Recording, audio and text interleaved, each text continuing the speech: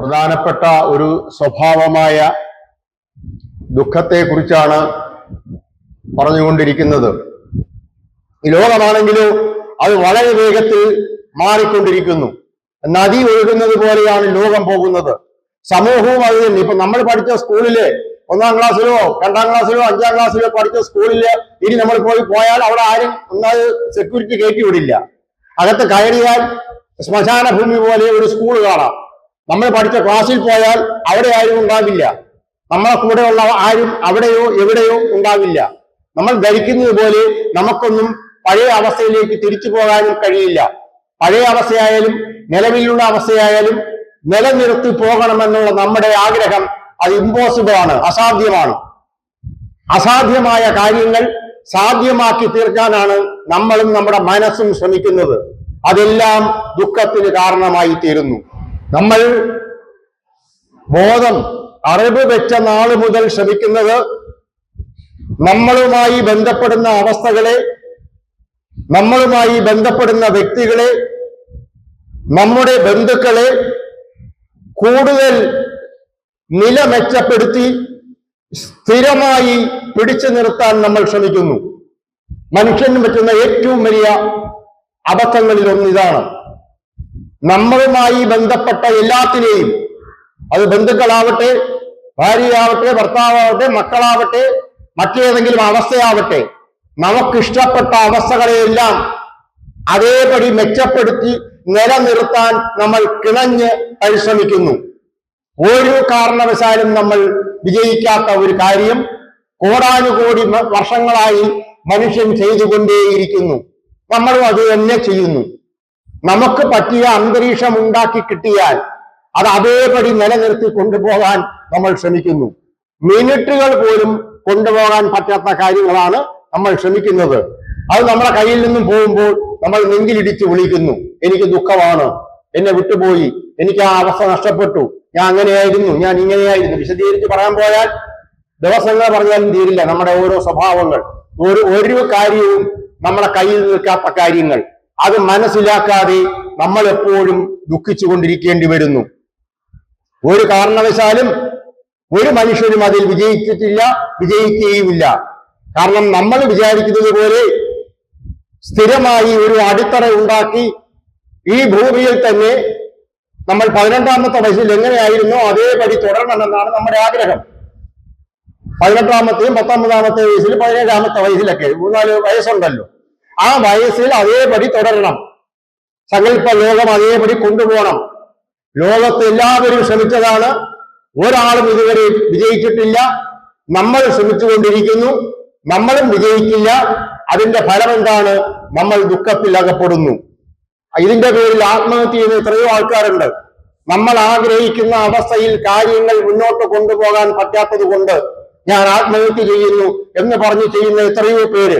ലോകത്തിൽ ഏറ്റവും വലിയ ഈ പേരിൽ ആത്മഹത്യ ചെയ്യുന്നത് ഏറ്റവും വലിയ മണ്ടത്തരമാണ്. പക്ഷെ നമുക്ക് കാര്യം മനസ്സിലാവുന്നില്ല, നമുക്ക് മനസ്സിലാക്കാനുള്ള അവസരവും കിട്ടുന്നില്ല, നമുക്കാർക്കും നമ്മളോടാരും പറഞ്ഞും തരുന്നില്ല. നമ്മൾ അതിൽ കിടന്ന് പിടിക്കുകയാണ്. ഈ അവസ്ഥ കൊള്ളാം, എനിക്ക് ഇങ്ങനെ തന്നെ പോണം, ഇപ്പോഴത്തെ അവസ്ഥ കൊള്ളാം, ഇത് ഇങ്ങനെ തന്നെ പോണം, ഈ ആഹാരം കൊള്ളാം, ഈ വീട് കൊള്ളാം, ഈ ആള് കൊള്ളാം, ഇതെല്ലാം ഇങ്ങനെ കൊള്ളാം, ഇതിങ്ങനെ പോണം. പക്ഷെ അങ്ങനെ പോകുന്ന പ്രശ്നം ഇല്ല. ഈ ഭൂമിയിൽ ഒന്നും അതേപടി നിലനിൽക്കില്ല. അതിങ്ങനെ പതുക്കെ പതുക്കെ പതുക്കെ വന്ന് നമ്മൾ പോലും അറിയാതെ അത് നമ്മളെ കടന്നങ്ങ് പോവുകയാണ് ചെയ്യുന്നത്. നമ്മൾ ഇതുവരെയുള്ള ജീവിതം എടുത്ത് നോക്കിയാൽ അറിയാം. നമ്മൾ കുഞ്ഞായിരുന്നപ്പോൾ നമുക്ക് ഓർമ്മയില്ല. അതിന് എപ്പോഴാണ് നമ്മൾ ബാല്യകാലം എത്തിയതെന്ന് നമുക്കറിയില്ല. നമ്മൾ എപ്പോഴാണ് കൗമാരത്തിലെത്തിയത് എന്ന് നമുക്കറിയില്ല. അപ്പോൾ അവിടെ നിന്ന് നമ്മൾ എപ്പോഴാണ് യൗവനത്തിലേക്ക് എത്തിയത് എന്ന് നമുക്കറിയില്ല. അത് കഴിഞ്ഞ് നമ്മൾ എങ്ങോട്ടാണ് പോകുന്നത് ഒന്നും അറിയില്ല. നമ്മൾ ഒന്നും അറിയാതെ, ഒന്നും മനസ്സിരുത്താതെ, ഒന്നും ചിന്തിക്കാതെ എല്ലാം ഇങ്ങനെ തന്നെ നിലനിൽക്കട്ടെ, ദുഃഖമായ അവസ്ഥകളെല്ലാം മാറട്ടെ, സുഖകരമായ അവസ്ഥയെല്ലാം അതേപടി നിലനിൽക്കട്ടെ എന്ന് നമ്മൾ ആഗ്രഹിക്കുന്നു. ഒരിക്കലും നടക്കാത്ത ഈ ആഗ്രഹം നമ്മെ എല്ലാ കാലത്തും ദുഃഖിതരാക്കുന്നു. ഇത് എപ്പോഴും ഉള്ള കാര്യമാണല്ലോ. ഇന്നലത്തെ അവസ്ഥ ഇന്നലെ അങ്ങനെ നിൽക്കണം എന്ന് ആഗ്രഹിച്ചു, ഇന്നലെ അത് നടന്നില്ല, ഇന്നലെ ഞാൻ ദുഃഖിച്ചു. ഇന്നത്തെ അവസ്ഥ ഇങ്ങനെ പോകണം എന്ന് ഞാൻ ആഗ്രഹിക്കുന്നു, ഇന്നത് നടക്കില്ല, ഇന്ന് ഞാൻ ദുഃഖിക്കും. നാളത്തെ അവസ്ഥയിൽ നാളെ നമ്മൾ ഇന്നായിരിക്കുമല്ലോ, ആ നാളത്തെ ഇന്നിൽ ഇങ്ങനെ പോട്ടെ എന്ന് നമ്മൾ ധരിക്കുന്നു, അത് നിൽക്കില്ല, അതും കടന്നു പോകും, നമ്മൾ ദുഃഖിക്കുന്നു. അപ്പൊ നമ്മൾ ഇന്നലെ ദുഃഖിക്കുന്നു, നമ്മൾ ഇന്ന് ദുഃഖിക്കുന്നു, നമ്മൾ നാളെയും ദുഃഖിക്കുന്നു. നമുക്ക് ആകെ 3 അവസ്ഥയേ ഉള്ളൂ. ഇന്ന്, ഇന്നലെ, ഇന്നലെ, ഇന്ന്, നാളെ. ഇത് 3 ഉള്ളൂ. അതിന് യഥാർത്ഥത്തിൽ ഇന്നലേക്ക് ഒരു അർത്ഥവും ഇല്ല. കാരണം അത് പോയി. നാളെയുടെ കാര്യം നമ്മളെ സങ്കല്പമാണ്. നാളെ നമ്മൾ മൊത്തം സങ്കല്പിക്കുന്നത് നാളെ കുറിച്ചാണ്. നമ്മുടെ മനസ്സിന്റെ ഏറ്റവും വലിയ പ്രത്യേകത നാളെ സ്വപ്നം കാണുന്ന ആളാണ്. ഇന്നിനെ കുറിച്ച് മനസ്സിന് യാതൊരു ബോധവുമില്ല. ഇന്ന് വളരെ കഷ്ടിച്ച് നമ്മൾ പൊയ്ക്കൊണ്ടിരിക്കുകയാണ്. ഇന്ന് എങ്ങനെയെങ്കിലും കഴിഞ്ഞുകൂടും. എങ്ങനെയെങ്കിലും ഇന്ന് കഴിഞ്ഞുകൂടിയാൽ നാളെ എനിക്ക് പരമസുഖമായിരിക്കും. ഇതാണ് നമ്മുടെ മനസ്സിന്റെ ഏറ്റവും വലിയ പ്രത്യേകത. ഈ ഇന്നലെ, ഇന്ന്, നാളെ എന്ന് പറഞ്ഞാൽ കഴിഞ്ഞ കാലം, നിലവിലെ അവസ്ഥ, വരാനിരിക്കുന്നത്, പാസ്റ്റ്, പ്രസന്റ്, ഫ്യൂച്ചർ. പക്ഷെ ഇത് ആകെ നമ്മൾ ജീവിച്ചിരിക്കുന്നത് ഇന്നാണ്. ഇന്നാണെങ്കിൽ നമ്മൾ എപ്പോഴും ദുഃഖിതരാണ്. നമ്മുടെ മനസ്സെപ്പോഴും ദുഃഖമാണ്. കാരണം നമ്മൾ ആഗ്രഹിച്ച കാര്യം നടന്നില്ല. നമ്മുടെ കയ്യിൽ നിലനിൽക്കുമെന്ന് കരുതിയത് നിലനിൽക്കുന്നില്ല. നമുക്ക് ലഭിക്കുമെന്ന് കരുതിയത് ലഭിച്ചിട്ടില്ല. കിട്ടിയതാണെങ്കിൽ നമ്മൾ ഉദ്ദേശിച്ചതല്ല. നമുക്കിത് വേണ്ട, ഇതിന് പകരം വേറൊന്നു വേണം, അത് നാളെ എനിക്ക് കിട്ടും. ഇങ്ങനെ നമ്മൾ ഇന്നലെ, ഇന്ന്, നാളെ എന്നും പറഞ്ഞു പൊയ്ക്കൊണ്ടിരിക്കുന്നു. പക്ഷെ ഇതൊന്നും നമ്മൾ അറിയുന്നു പോലുമില്ല. നമ്മളിങ്ങനെ ജീവിതത്തിൽ കടന്ന് അവസാനം കണ്ണാടി നോക്കുമ്പോൾ ഒരു മുടിയില്ല നരയ്ക്കാൻ ബാക്കി. മൊത്തം ആകെ പ്രശ്നമായി. പിന്നെ ഡൈ എടുത്ത് അടിച്ച് ആകെ പ്രശ്നമായി. ഇങ്ങനെ നമ്മൾ കിടന്ന് വളരെയധികം വിഷമിച്ച് ഒടുവിലൊരു വാർദ്ധക്യം വന്ന് അതും വളരെ ബുദ്ധിമുട്ടി നമ്മൾ ഇവിടെ നിന്ന് കടന്നു പോകും. ഇങ്ങനെ ബുദ്ധിമുട്ടി ഒന്നും മനസ്സിലാക്കാതെ കടന്നു പോകുന്നവരെല്ലാം തിരിച്ചു വന്നുകൊണ്ടേയിരിക്കുന്നു എന്നാണ് നമ്മൾ മനസ്സിലാക്കേണ്ടത്. അതായത് ഇവിടെ വന്ന് പാഠങ്ങൾ പഠിച്ച് വേറൊരു ലോകത്തോട്ട് നമ്മൾ ആത്മാവ് പുരോഗമിച്ച് പോകണം എന്നുള്ളതാണ്. ഇവിടെയല്ല നമ്മുടെ വിഷയം. ഇവിടെയും വിഷയമാണ്. ഇതൊരു പഠന സ്ഥലമാണ്. ഇവിടെ നിന്ന് നമ്മൾ കാര്യം മനസ്സിലാക്കിയിട്ട് മരിച്ചു പോകണം. മരിക്കാതിരിക്കാൻ പറ്റില്ല. ഈ ലോകത്ത് ആരും ഇതുവരെ മരിക്കാതിരിക്കത്തില്ല. ഇനി ആരായാലും, അവതാരങ്ങളായാലും ആരായാലും. അപ്പൊ അതൊക്കെ 100% ഉറപ്പുള്ള കാര്യം. മരണത്തെ കുറിച്ച് നമ്മൾ പറയുന്നുണ്ട്, അപ്പോഴത് പറയാം. അങ്ങനെ ഒരിക്കലും നമ്മുടെ കൈക്കുള്ളിൽ നിലനിൽക്കില്ല എന്നുള്ള വസ്തുക്കളെ എല്ലാ കാലത്തും നമ്മളോടൊപ്പം പിടിച്ചു നിർത്താനുള്ള നമ്മുടെ ശ്രമം നടക്കാതെ പോകുന്നതാണ് നമ്മുടെ ദുഃഖങ്ങളിൽ പ്രധാനപ്പെട്ട ദുഃഖങ്ങളിൽ ഒന്ന്. വേറെ ദുഃഖങ്ങളുണ്ട്, പക്ഷെ ഇതിലൊരു പ്രധാനപ്പെട്ട ദുഃഖം ഇതാണ്. നമ്മൾ സ്വന്തം ഉണ്ടാക്കിയെടുക്കുന്ന ദുഃഖങ്ങളിൽ ഒന്ന് ഇതാണ്. നമ്മൾ ഇടപെടാതെ നമുക്ക് കുറെ ദുഃഖങ്ങൾ വരുന്നുണ്ട്. അതെല്ലാം കർമ്മ ദുഃഖങ്ങളാണ്, കർമ്മഫലമാണ്. പിന്നെ പരിശീലനവും പരീക്ഷണവുമാണ്. അത് 3 വേറെ. ഇത് നമ്മൾ കാര്യം മനസ്സിലാക്കാതെ നമ്മളായിട്ട് ദുഃഖം വില കൊടുത്ത് വാങ്ങുന്നതാണ് ഈ പറഞ്ഞ കാര്യം. നമുക്കിപ്പോൾ നിലവിൽ എന്തുണ്ടോ അത് നാളെ നമ്മുടെ കൂടെ ഉണ്ടാവില്ലെന്നറിയുക. നമ്മൾ ഇന്നിപ്പോ എന്ത് നേടിയോ അത് നാളെ നമുക്ക് നഷ്ടപ്പെടും എന്ന് നമ്മൾ അറിയുക. നമുക്കിപ്പോ ഉള്ളതെല്ലാം അതേപടി ഉണ്ടാകുമെന്നും അതിന്റെ പുറമെ ബാക്കിയും കൂടെ നമ്മൾ ശേഖരിച്ചു വെക്കുമെന്നാണ് നമ്മുടെ ചിന്ത. നമ്മുടെ കയ്യിലുള്ളത് പോലും ഇല്ലാതെ വരുമെന്ന് നമ്മൾ അറിയുക. പ്രത്യേകിച്ച് ആരോഗ്യം ഒരു എക്സാമ്പിളാണ്. സൗന്ദര്യം 17-ാമത്തെയും 18-ാമത്തെയും 20-ാമത്തെയും വയസ്സിൽ നമുക്ക് കുറച്ച് സൗന്ദര്യം ഉണ്ടായിരുന്നു എന്ന് നമ്മൾ തെറ്റിദ്ധരിക്കുകയും മറ്റുള്ളവർ അങ്ങനെ ധരിക്കുകയും ചെയ്യുന്ന ഒരു അവസ്ഥയുണ്ട് എല്ലാവർക്കും. അത് അതേപടി നിലനിൽക്കുമെന്ന് നമ്മൾ അന്ന് ചിന്തിച്ചതാണ്. കുറെ കൂടെയൊക്കെ ശരിയാക്കിയെടുക്കാം എന്നാണ് നമ്മൾ ധരിച്ചത്. ഒരിക്കലും ശരിയാക്കിയിട്ട് ശരിയായില്ലെന്ന് മാത്രമല്ല, ഉള്ളത് കൂടെ പോവുകയാണ് ചെയ്യുന്നത്. സൗന്ദര്യമായാലും മറ്റെന്ത് കാര്യമായാലും. അതിനാണ് ഉറക്കം ഈ 30-35 വയസ്സ് കഴിഞ്ഞാൽ പിന്നെ നമ്മൾ പണത്തിന്റെ പിന്നാലെ ഓടാൻ കാരണം നമ്മളെ സൗന്ദര്യമോ പോയി, ആരോഗ്യമോ പോയി, പിന്നെ പണമെങ്കിലും ഉണ്ടാക്കി വെക്കാന്ന്. എന്നിട്ടോ അത് നടക്കൂ? അത് നടക്കില്ല. നമ്മൾ ഇങ്ങനെ ഓരോന്നിന്റെ പുറകെ ഓടി ഓടി ഓടി ഓടി അവസാനം വീണ്ടും മരിക്കുകയാണ് ചെയ്യുന്നത്. കാര്യങ്ങൾ മനസ്സിലാക്കിയിട്ട് ഓടാതിരിക്കണ്ട. ഓരോന്ന് ശ്രമിക്കൂ, ആഗ്രഹിക്കൂ, ചെയ്യൂ. അതൊന്നും ഒരു കുഴപ്പമില്ല. അല്ലാതെ ഓടി കാട്ടിൽ പോയി കണ്ണടച്ചിരുന്നിട്ട് കാര്യമൊന്നുമില്ല. അതൊക്കെ ചെയ്യൂ. പക്ഷെ എന്ത് ചെയ്യുമ്പോഴും നമ്മൾ മനസ്സിലാക്കി ചെയ്യൂ. അത്രേ ഉദ്ദേശിക്കുന്നുള്ളൂ. ഇതെല്ലാം നമ്മളെ മനസ്സിലാക്കുക. നമ്മൾ ശ്രമിക്കണം. നടക്കില്ലെങ്കിൽ വേണ്ട, അത്ര തന്നെ. കാരണം എല്ലാം നടക്കാറില്ല എന്നുള്ള ചിന്ത മതി. അവിടെ ദുഃഖിക്കേണ്ട കാര്യമില്ല. അമിതമായ ദുഃഖം വേണ്ട. എല്ലാ ശ്രമങ്ങളും നടത്താം. എന്തിനും ശ്രമിക്കാം. സൗന്ദര്യം പോയെങ്കിൽ നിലനിർത്താൻ ശ്രമിക്കാം. ബ്യൂട്ടി പാർലറിൽ പോകുന്നതിലൊന്നും ഒരു തെറ്റുമില്ല.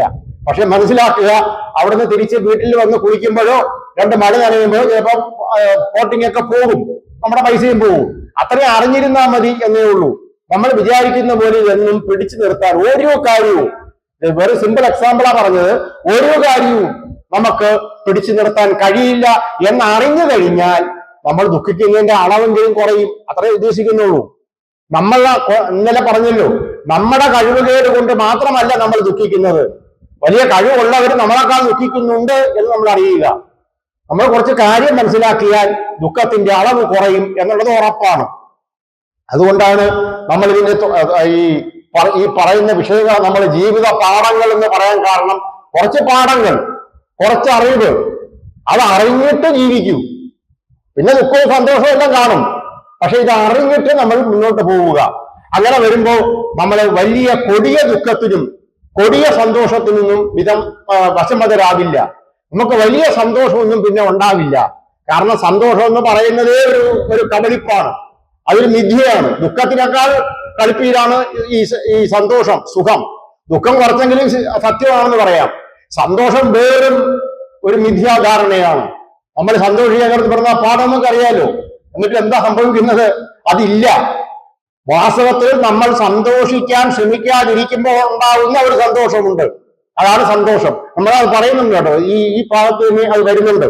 നമ്മുടെ പക്കൽ ഇപ്പോൾ നിലവിൽ എന്തുണ്ടോ അത് നഷ്ടപ്പെടും എന്നറിയുക. ഒന്നും നമുക്ക് പിടിച്ചു വെക്കാൻ കഴിയില്ല എന്നറിയുക. ഇപ്പോൾ നമ്മളെ കൂടെ ഉണ്ട്, അത്രയും സന്തോഷം, അത് മതി. നാളെ നമ്മുടെ കയ്യിൽ ഉണ്ടോ ഇല്ലയോ, ഇല്ലെങ്കിൽ ഇല്ല, ഉണ്ടെങ്കിൽ ഉണ്ട്. അതെല്ലാം ഈശ്വരന് വിട്ടുകൊടുക്കാനാണ് പറയുന്നത്. നമ്മൾ ആ ഭാഗമൊക്കെ പിന്നെ വിശ്വാസത്തിന്റെ ഭാഗം വരുമ്പോ പറയാം. നമുക്ക് എന്തുണ്ടോ അത് നഷ്ടപ്പെടുമെന്ന് നമ്മൾ അറിഞ്ഞിരിക്കുക.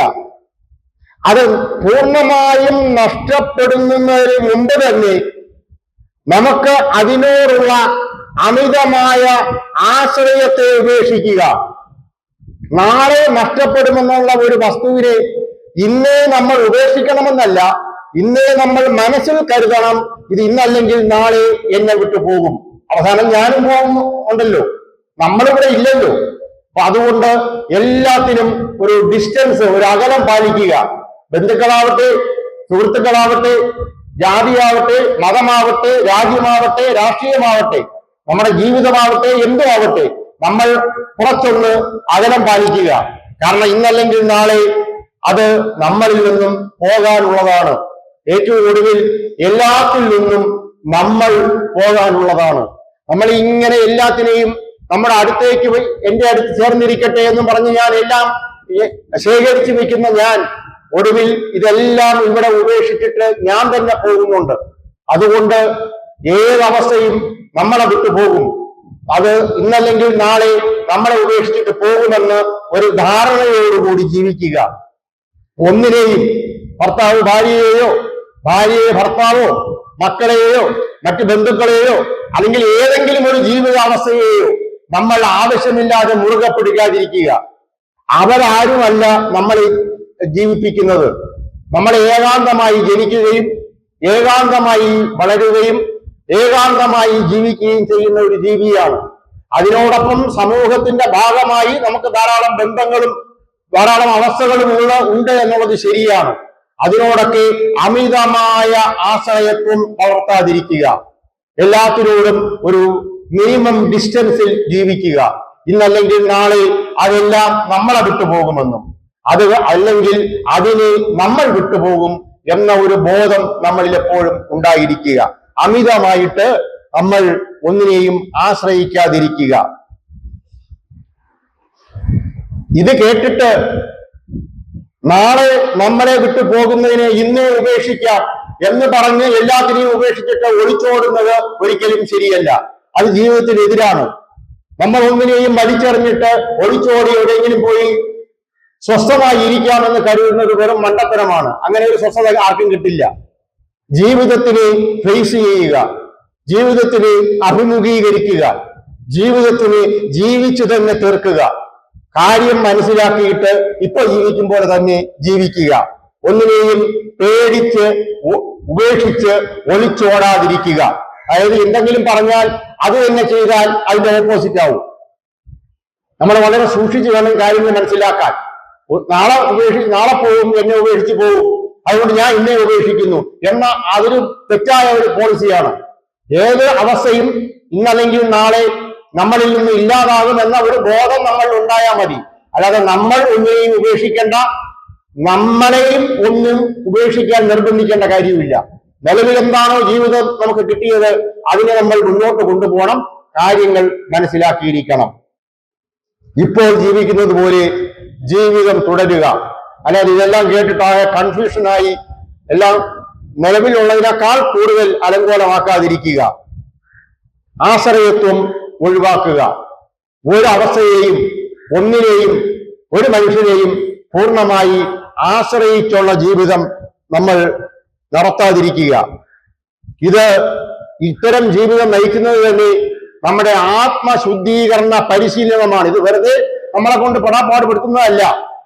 നമ്മളെ ഇങ്ങനെ ഭൂമിയിൽ പറഞ്ഞു വിട്ടിട്ട് ഈശ്വരൻ കൈകൊട്ടി ചിരിക്കുകയല്ല ചെയ്യുന്നത്. എന്തിനാണ് ഈ ഭൂമിയിൽ എന്നെ പറഞ്ഞയച്ചത്? ഇത് കണ്ണീർ കടലില് എന്തിനാണ് ഇങ്ങനെ ഞങ്ങളെ ദുഃഖിപ്പിക്കുന്നത് എന്ന് ചോദിക്കുന്ന ധാരാളം കവിതകളുണ്ട്. പല രാജ്യത്തും എഴുതിയിട്ടുണ്ട്. പക്ഷെ മനസ്സിലാക്കുക, ഈശ്വരൻ നമ്മളെ ഇവിടെ ഭൂമിയിൽ പറഞ്ഞയച്ച് ഈ ദുഃഖക്കടലിൽ കൂടെ നീന്താൻ പറഞ്ഞിട്ട് ഈശ്വരൻ ഇനി ചിരിക്കുന്നൊന്നുമില്ല. നമ്മളുടെ ആത്മശുദ്ധീകരണം, നമ്മുടെ പരിശീലനം, ആത്മപരിശീലനം, ആത്മപരീക്ഷണം അതെല്ലാം കഴിഞ്ഞിട്ട് സ്കൂളും കഴിഞ്ഞ് പരീക്ഷയും കഴിഞ്ഞ് തിരിച്ചു പോകാനുള്ളവരാണ്. അല്ലാതെ എന്നെ എന്തിന് സ്കൂളിൽ കൊണ്ടു ചേർത്തു, എന്തിനാണ് ഇത്രയും കടുകട്ടി വിഷയം എന്നെ പഠിപ്പിക്കുന്നത് എന്ന് കുട്ടി വീട്ടിൽ പോയി മാതാപിതാക്കളോട് ചൂടാവുന്നത് പോലെയുള്ള ഒരു വിഷയം. ഈശ്വരൻ ഭൂമിയിൽ നമ്മെ പറഞ്ഞയച്ചത് ഭഗവാന്റെ നിർബന്ധം കൊണ്ടല്ല, നമ്മുടെ നിർബന്ധം കൊണ്ടാണ് നമ്മൾ വന്നത്. നമ്മളിവിടെ പരീക്ഷണത്തിനും പരിശീലനത്തിനും വിധേയരായി ആത്മശുദ്ധീകരണം നേടി തിരിച്ചു പോകാൻ വന്നവരാണ്. അല്ലാതെ നമ്മളെ ആരും നിർബന്ധിച്ച് ഇങ്ങോട്ട് പറഞ്ഞയച്ചതല്ല, നമ്മളെ നിർബന്ധിച്ച് ചോദിച്ചു വാങ്ങിച്ചു വന്നതാ. അതെപ്പോഴും അറിഞ്ഞിരിക്കുക. നമ്മുടെ ദുഃഖങ്ങളിൽ ബഹുഭൂരിപക്ഷവും നമ്മുടെ മനസ്സിന്റെ ഭാവനകളാകുന്നു. അതായത് സങ്കല്പ സുഖം പോലെ നമ്മൾ സങ്കല്പിച്ച് ദുഃഖിക്കുന്നു. അത് നമ്മൾ മിടുക്കരാണ്. സങ്കല്പ സുഖങ്ങളെക്കാൾ അപ്പുറമാണ് സാങ്കല്പിക ദുഃഖങ്ങൾ. നമ്മുടെ മനസ്സ് നമുക്ക് സങ്കല്പിച്ച് ദുഃഖങ്ങൾ തരുന്നു. ഓരോന്ന് സംഭവിക്കുമെന്ന് നമ്മൾ മനസ്സുകൊണ്ട് സങ്കല്പിച്ച് ദുഃഖം അനുഭവിക്കുന്നു. ഏകദേശം മിക്ക കാര്യങ്ങളും അങ്ങനെ സംഭവിക്കാറുണ്ട്.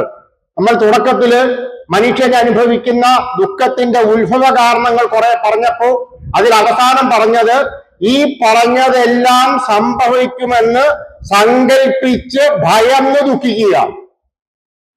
സങ്കൽപ്പിച്ച് ഭയന്ന് ദുഃഖിക്കുക നമ്മുടെ ഏറ്റവും വലിയ ദുഃഖങ്ങളിൽ ഒന്നാണ്. മനുഷ്യൻ അനുഭവിക്കുന്ന ഏറ്റവും വലിയ ദുഃഖം എന്തെങ്കിലും വലിയ ബുദ്ധിമുട്ട് എനിക്ക് ഉണ്ടാകാൻ പോകുന്നു എന്ന് സങ്കൽപ്പിച്ച് ഭയന്ന് ദുഃഖിക്കുക. ഭയമാണ്, അങ്ങനെയുള്ള ദുഃഖമാണ് ഏറ്റവും വലിയ ദുഃഖം. അത് സാങ്കല്പികമാണ്, അത് നമ്മുടെ മനസ്സ് നമ്മളെ പറ്റിക്കുന്നതാണ്. അതിൽ ഏറ്റവും വലിയ ദുഃഖവും ഇത് തന്നെയാണ്. നമ്മുടെ മനസ്സിൽ നമുക്ക് നിയന്ത്രണം ഇല്ലാത്തത് കൊണ്ട് സംഭവിക്കുന്ന ഏറ്റവും വലിയ ദുഃഖം ഇങ്ങനെയൊരു ദുഃഖമാണ്. നമ്മൾ ദുഃഖം മുൻകൂട്ടി അനുഭവിക്കുകയാണ്. നാളെ വരാൻ പോകുന്ന ഒരു ദുഃഖത്തിനെ സങ്കല്പിച്ച്, മിക്കവാറും വരാറില്ല. നമ്മളെ തന്നെ എടുത്ത് നോക്കിയാൽ അറിയാം. നമ്മുടെ ജീവിതത്തിൽ നമ്മൾ സങ്കല്പിച്ചതിന്റെ 90% ദുഃഖവും നമുക്ക് വന്നിട്ടില്ല. എന്നിട്ടും നമ്മുടെ മനസ്സ് പഴയ സ്വഭാവം തന്നെ ഇപ്പോഴും. കാരണം നമ്മുടെ മനസ്സിൽ ജോലി ചിന്തയാണ്. അതിങ്ങനെ ചിന്തിച്ച് ചിന്തിച്ച് ചിന്തിച്ച് അങ്ങനെ സംഭവിച്ചു, ഇങ്ങനെ സംഭവിച്ചു എന്ന് പറഞ്ഞ് ഓരോന്ന് സങ്കല്പിച്ചിട്ട് നമ്മളാകെ ഭയന്ന് വിറയ്ക്കുന്നു. അത് നമ്മുടെ മനസ്സ് നമ്മളെ ദുഃഖം അനുഭവിപ്പിക്കുന്നതാണ്. അത് നമ്മുടെ ട്രെയിനിങ്ങിന്റെ ഭാഗമാണ്. നമ്മൾ മനസ്സിലാക്കി പഠിച്ച് ശീലിച്ചാൽ ഇത്തരം ദുഃഖങ്ങളുടെ അളവെങ്കിലും കുറയ്ക്കാൻ പറ്റും. രോഗങ്ങൾ വരുമെന്ന് നമ്മൾ സംശയിക്കുന്നു. അങ്ങനെ അതാണ് ഏറ്റവും വലിയ ദുഃഖങ്ങളിൽ ഒന്ന്. രോഗം വന്നു എന്നും വരുമെന്നും സങ്കല്പിക്കുന്നു. അല്ല, വന്ന രോഗം മൂർച്ഛിക്കുമെന്ന് സങ്കല്പിക്കുന്നു. അങ്ങനെ രോഗങ്ങൾ സങ്കല്പിച്ചാണ് നമ്മൾ ഏറ്റവും അധികം ദുഃഖം അനുഭവിക്കുന്നത്. നമ്മൾ സങ്കല്പിക്കുന്ന മിക്ക രോഗങ്ങളും ഇവർക്ക് വരികയും ചെയ്യുന്നതാണ്. നമ്മുടെ മനസ്സ് എന്താണോ സങ്കല്പിക്കുന്നത് അതൊക്കെ നമുക്ക് കിട്ടും. നമ്മുടെ മനസ്സ് നമ്മളെ കുഴപ്പിക്കുന്ന ഏറ്റവും വലിയ ഒരു അവയവമാണ്. അവയവമല്ല, എവിടെയാണ് ഇരിക്കുന്നത് എന്ന് അറിയാൻ പറ്റാത്ത ഒരു അവയവം. അതാണ് നമ്മളെ ഏറ്റവും അധികം ദുഃഖിപ്പിക്കുന്നതും കുഴപ്പിക്കുന്നതും നമ്മളെ വഴിതെറ്റിക്കുന്നതും. നമ്മുടെ എല്ലാത്തരം പ്രശ്നങ്ങൾക്കും ബേസിക്കായ അടിസ്ഥാനമായ കാരണം മനസ്സാണ്. മനസ്സുകൊണ്ട് വളരെ വലിയ ഗുണങ്ങളുണ്ട്. നമ്മൾ ജീവിക്കുന്നതേ മനസ്സുകൊണ്ടാണ്. എല്ലാ സദ്ഗുണങ്ങളും നമ്മൾ നേടിയെടുക്കുന്നതും മനസ്സുകൊണ്ടാണ്. നന്മകളെല്ലാം അറിയുന്നതും ചെയ്യുന്നതും മനസ്സുകൊണ്ടാണ്. അതേ മനസ്സാണ് നമ്മുടെ ഏറ്റവും വലിയ ശത്രുവായി തീരുന്നതും. മനസ്സിനെ മനസ്സിലാക്കുക, മനസ്സിനെ നിയന്ത്രിക്കുക, മനസ്സിനോട് നമ്മൾ പറയുന്നത് കേൾക്കാൻ പഠിപ്പിക്കുക. അതല്ലെങ്കിൽ മനസ്സ് നമ്മളെ എപ്പോഴും ഇങ്ങനെ പമ്പരം പോലെ കറക്കും. വാസ്തവത്തിൽ നമ്മൾ സംശയിക്കുന്ന സങ്കല്പിക്കുന്ന ബുദ്ധിമുട്ടുകളുടെ ഒരു അംശം പോലും നമുക്ക് സംഭവിക്കാറില്ല. മുഴുവനും മനസ്സിന്റെ ഭാവനാ ദുഃഖങ്ങളാണ്. മനുഷ്യന്റെ ഏറ്റവും വലിയ പ്രശ്നം ഭാവനാ ദുഃഖമാണ്.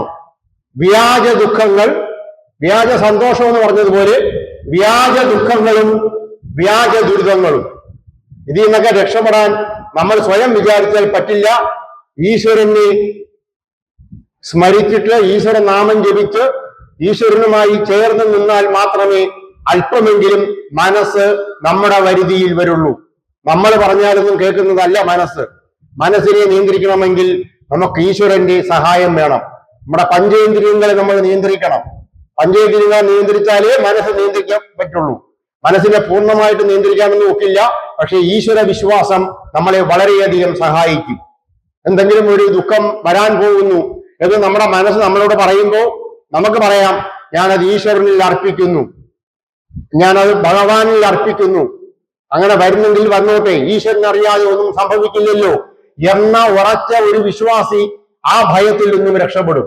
നമ്മളെപ്പോലുള്ള ഈ ഡ്യൂപ്ലിക്കേറ്റ് ഭക്തർ, ഒരിടവും എത്താത്ത ഭക്തർക്ക് അതൊന്നും പറ്റില്ല. പക്ഷെ ഉറച്ച വിശ്വാസികൾ അത് രക്ഷപ്പെടും. വിശ്വാസികൾക്ക് മാത്രമേ സന്തോഷം ലഭിക്കുള്ളൂ. വിശ്വാസികൾക്ക് മാത്രമേ ദുഃഖത്തിൽ നിന്നും രക്ഷപ്പെടാനും കഴിയുള്ളൂ. ബാക്കിയുള്ളവർക്കെല്ലാം വ്യാജ സന്തോഷങ്ങളും പിന്നെ വ്യാജ ദുഃഖങ്ങളും അത് ഇഷ്ടം പോലെ അനുഭവിക്കാം മരണം വരെ. നമ്മൾ തന്നെ നമ്മളെ പീഡിപ്പിക്കുന്നതാണ് ആത്മപീഡനം. അതൊരു ദുഃഖമാണ്. ആത്മദുഃഖം, ആത്മപീഡനം, നമ്മളെ പീഡിപ്പിക്കുന്നത്. ഇനി നമ്മൾ മറ്റുള്ളവരെ പീഡിപ്പിക്കുന്നതൊക്കെ ഉണ്ട്. അങ്ങനെയാണ് മറ്റുള്ളവർക്ക് ദുഃഖം കിട്ടുന്നത്. പരപീഡനം. ഏറ്റവും കൂടുതൽ നമ്മളെ ദുഃഖം അനുഭവിക്കുന്നത് വേറെ ആരിൽ നിന്നുമല്ല, മനുഷ്യരിൽ നിന്ന് തന്നെയാണ്. നമ്മൾ മറ്റുള്ളവർക്ക് ദുഃഖം വിതറിക്കൊടുക്കുന്നു, വാരിക്കൊടുക്കുന്നു. മറ്റുള്ളവർ നമുക്ക് ദുഃഖം തരുന്നു. മനുഷ്യന്റെ ഇടയിലുള്ള ബന്ധങ്ങൾക്ക് കാരണം അതാണ്. ആ ബന്ധങ്ങളിൽ നിന്നാണ് ഈ ദുഃഖം ഉണ്ടാകുന്നത്. നമുക്കാണെങ്കിൽ ഏറ്റവും വലിയ ഇഷ്ടം മറ്റുള്ളവരുടെ ദുഃഖം കണ്ട് സന്തോഷിക്കാനാണ്.